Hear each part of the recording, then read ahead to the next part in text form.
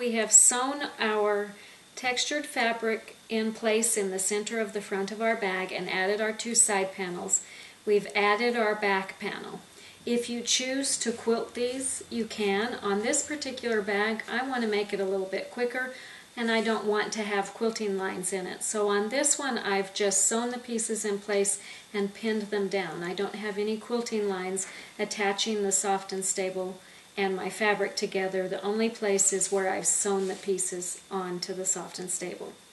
Now I'm going to trim this, and I want it to be 12 inches wide and 24.5 inches long. I want to make sure that my textured panel is right in the middle of the front of my bag. It measures 5 inches wide, and my whole piece I want to measure 12 inches. So if I subtract 5 from 12, I get 7 inches, which means that each of my side panels should be 3.5 inches. So I'm going to align my ruler with the 3.5 inch mark along the edge of that, and I'm going to just cut along the length of this piece. I'll do it in 2 steps. So this one will be my first cut. And then I'll just bring my ruler down here and again align my 3.5 inch mark on there and trim the bottom half of my bag. That I can get rid of. And I'm going to turn my piece and trim the other side to 3.5 inches, which should allow me to put my 12 inch mark on my ruler right on this side. I'll double check and make sure that yes, my 3.5 inch mark is along there. And I'm going to trim this to 12 inches wide by 3.5 inches.